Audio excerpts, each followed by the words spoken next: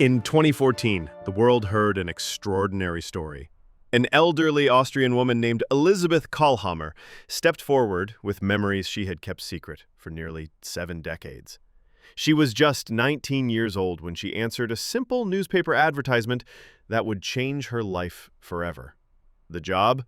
Maid wanted at the Berghof on the Obersalzberg.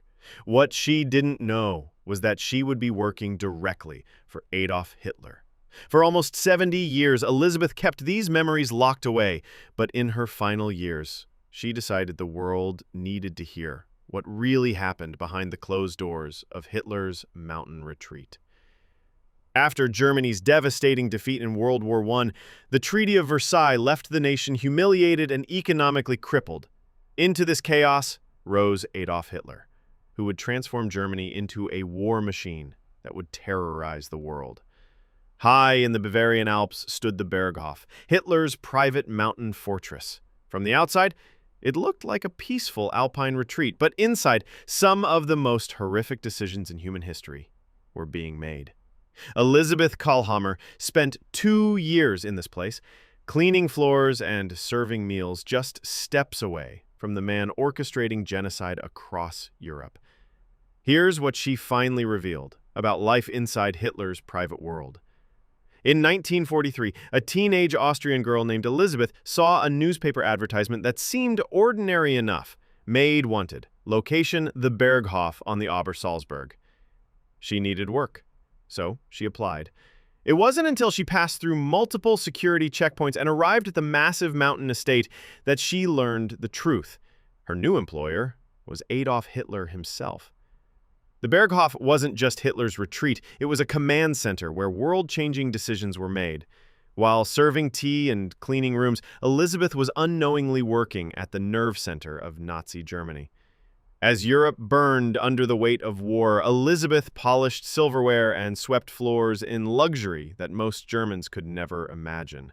The contrast was staggering and deeply unsettling. "I felt strange when I arrived," she later admitted in interviews. "The atmosphere was unlike anywhere I'd ever been."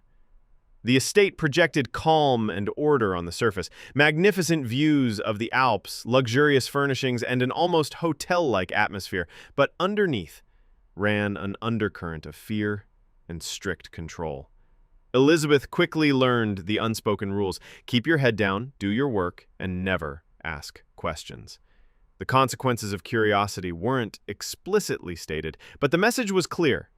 She wasn't permitted to look Hitler directly in the eye when he passed. His presence changed the entire atmosphere of any room he entered. Even the other staff members seemed to hold their breath when he was near. For decades, Elisabeth carried these memories in silence, but as she entered her 90s, she realized that her unique perspective on one of history's most infamous figures was too important to take to her grave. Perched high in the Bavarian Alps, the Berghof looked like something from a fairy tale. Snow-capped peaks, pristine forests, and breathtaking views in every direction. It was the perfect disguise for what was actually happening inside. Elisabeth quickly discovered that this beautiful residence operated under strict military precision. Every aspect of daily life was governed by rigid protocols and unspoken rules. The estate was designed for secrecy and control. Important meetings happened behind soundproof doors. High-ranking Nazi officials like Hermann Göring, Heinrich Himmler, and Joseph Goebbels came and went, each bringing an atmosphere of tension. Elisabeth and the other household staff learned to be invisible. They moved through the halls like ghosts, completing their duties while trying to avoid any attention that might bring trouble. Hitler's paranoia governed every detail of daily life. All of his food had to be tested before serving. His meals were strictly vegetarian and prepared under close supervision. Even minor mistakes could result in severe consequences. Every element of life at the Berghof was carefully orchestrated to maintain Hitler's sense of control and security. But beneath the surface luxury and mountain serenity, there was always an underlying tension that never fully disappeared. The most disturbing aspect wasn't just Hitler's presence, but how everyone adapted to living in constant awareness of his moods and demands. Normal conversation became impossible. Trust was a luxury no one could afford. To visitors, the Berghof might have seemed like a peaceful mountain retreat, but to Elizabeth and those who worked there, it was something entirely different. A place where absolute power created an atmosphere of perpetual unease. Elizabeth Kalhammer rarely spoke directly to Adolf Hitler during her 2 years at the Berghof. Few staff members did unless they had worked there for many years, but she didn't need conversations to understand what kind of man he really was.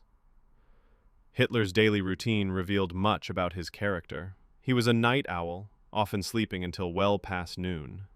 His mornings were filled with briefings delivered with military precision. Afternoons were devoted to reviewing propaganda materials and films. His dietary habits were strict and unusual. He followed a completely vegetarian diet, claiming it was for health reasons. But Elizabeth noticed contradictions in his behavior that revealed a more complex personality. Despite his public image of rigid self-discipline, Hitler had a serious sweet tooth. Elizabeth recalled how he would sneak into the kitchen late at night for what the staff called Führer cake, an apple and nut dessert that was left out for him like a child's midnight snack. What struck Elizabeth most was how dramatically Hitler's moods could shift. One moment, he might pass through a corridor quietly, almost politely nodding to staff. The next, he could erupt into screaming fits over seemingly minor issues. His evenings followed a carefully controlled pattern. Film screenings, music, and social gatherings with selected guests. Everything was designed to reinforce his image and maintain his sense of control over his environment. Through Elizabeth's eyes, we see not the powerful leader of Nazi propaganda, but a man whose behavior was often erratic and whose need for control extended to the smallest details of daily life. But Hitler wasn't the only figure at the Berghof who left a lasting impression on Elizabeth. There was another person whose role was far more significant than the outside world ever knew. To the German public, Eva Braun was virtually invisible. She appeared in no official Nazi communications and was carefully kept out of Hitler's public image. But inside the Berghof, Elizabeth saw a very different version of her role. Eva Braun wasn't just Hitler's companion, she effectively ran the household. She supervised the staff, made decisions about daily operations, and managed the social aspects of life at the estate. To the younger staff members, Eva appeared approachable and even friendly. Elizabeth remembered that she would make conversation, ask about their families, and seemed genuinely interested in their well-being. But Elizabeth learned to be careful around this apparent friendliness. Eva was always watching, always listening. Anything said to her could easily make its way back to Hitler, and everyone understood this unspoken reality. When Hitler's temper flared, Eva had a unique ability to calm him down. She could redirect his anger and diffuse tense situations with a skill that suggested years of practice. Elizabeth's observations made it clear that Eva Braun was not a victim of circumstances. She lived in luxury while most Germans faced rationing and hardship. She wore expensive jewelry and fine clothes while the country was at war. Eva attended important gatherings and was present during discussions about war strategy and policy. She may not have given orders, but she was informed about what was happening and chose to remain silent. For Elizabeth, Eva Braun represented one of the most complex aspects of life at the Berghof. Someone who appeared kind on the surface, but was deeply complicit in supporting one of history's most destructive regimes. It's important to understand Elizabeth's perspective during her time at the Berghof. She was just 19 years old when she arrived, and like many young people of her generation, she had grown up under Nazi influence. In her own words, Elizabeth later admitted, "At the time, I was young. I was privileged to be there and to see all these people. I felt proud." This honest reflection reveals how effectively Nazi propaganda could influence even ordinary citizens. Her admission shows us something crucial about how totalitarian regimes operate. They don't just control through fear. They also create a sense of special purpose and belonging that can be deeply appealing, especially to young people. But Elizabeth was also clear about the evolution of her understanding. That doesn't mean that I was proud about the other things. I didn't understand it at all at the time. Her honest acknowledgement of this complexity makes her testimony more credible, not less. This kind of honest self-reflection is exactly what makes Elizabeth's story so valuable. She doesn't present herself as a hero or victim, but as a young person who was caught up in historical events far larger than herself. By early 1945, everything at the Berghof had changed. The estate that had once operated with clockwork precision began to show signs of the chaos engulfing Nazi Germany. Hitler himself had become increasingly isolated and erratic. The confident leader who had once dominated every room was now a shadow of his former self, consumed by paranoia and detachment from reality.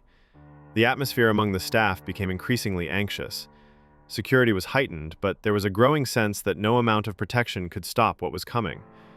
Then, on April 25, 1945, the inevitable finally arrived. Elizabeth was going about her daily duties when she heard a sound that would stay with her forever, the low, steady rumble of approaching aircraft. Within moments, Allied bombers unleashed their payload on the Berghof. The estate that had seemed so permanent and powerful was reduced to burning rubble in a matter of minutes. Elizabeth didn't hesitate. As explosions shook the building around her, she ran into the surrounding forest and didn't stop until the sounds of destruction faded behind her. When she finally looked back, the Berghof was gone, the place where she had spent 2 years of her life, where world-changing decisions had been made, was nothing but smoke and flames. Hitler fled to his bunker in Berlin, where he would take his own life just days later. The Third Reich was finished, and with it, Elizabeth's strange chapter as a witness to history came to an end. For nearly 70 years, Elizabeth Kalhammer kept her memories of the Berghof to herself. Like many who had lived through the Nazi era, she carried a complex mixture of shame, fear, and confusion about her experiences. After the war, there was a natural tendency for those who had any connection to the Nazi regime to remain silent. Even though Elizabeth had been just a teenage employee with no political role, she feared judgment and misunderstanding. But as Elizabeth entered her 90s, something changed.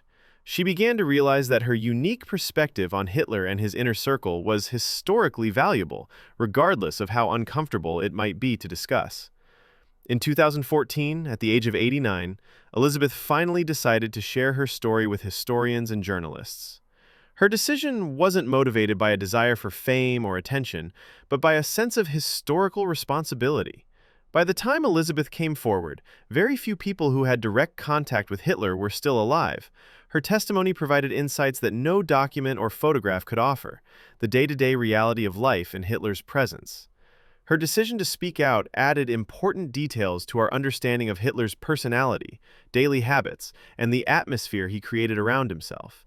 These weren't earth-shattering revelations, but they were authentic human observations that historians had been waiting decades to hear. Elizabeth Kalhammer's story is valuable, precisely because she was ordinary. She wasn't a Nazi official, a resistance fighter, or a political figure. She was a working-class teenager who found herself in an extraordinary situation. Her memories focus on the small details that official histories often miss. Hitler's late-night snacking habits, the way Eva Braun managed household staff, the atmosphere of tension that pervaded daily life at the Berghof. These personal observations help us understand that behind all the grand historical narratives and political analysis, the Nazi leadership were real people with quirks, habits, and personalities that shaped how they exercised power. What makes Elizabeth's testimony particularly credible is her honesty about her own complicated feelings. She doesn't claim to have been secretly opposed to Hitler, nor does she glorify her experience. Her story reminds us that history is made up of countless individual experiences, and that understanding the past requires listening to voices from every level of society, not just the leaders and decision-makers. Elizabeth Kalhammer may not have witnessed the planning of major military operations or attended high-level political meetings, but her observations provide something equally valuable, a human-scale view of how absolute power operated in daily life. Elizabeth Kalhammer passed away in her mid-90s, just a few years after finally sharing her story with the world. Her decision to break decades of silence in her final years ensures that her unique perspective on Hitler's private world will not be lost to history. Her testimony represents something precious and irreplaceable, first-hand human observation of one of history's most significant figures. As a generation that lived through World War II passes away, these personal accounts become increasingly valuable. Elizabeth's story helps us understand the difference between historical propaganda and historical reality. The Hitler she observed was not the superhuman figure of Nazi mythology, but a deeply flawed and often erratic individual whose power depended on fear and control. Her willingness to share these uncomfortable memories, despite the personal cost, serves as an example for future generations about the importance of historical honesty and the courage required to speak difficult truths. Today, the site where the Berghof once stood is a peaceful mountain meadow. But thanks to witnesses like Elizabeth Kalhammer, we can understand what really happened there and ensure that the lessons of that dark period are not forgotten. Elizabeth Kalhammer spent 2 years in the presence of evil, 70 years carrying that knowledge in silence, and her final years ensuring that the truth would survive. Her story reminds us that sometimes the most important historical witnesses are the ones who never intended to make history at all. What do you think Elizabeth Kalhammer's story teaches us about the importance of ordinary people's experiences in understanding history? Share your thoughts in the comments below, and don't forget to subscribe for more stories about the real people behind historical events. Thanks for watching.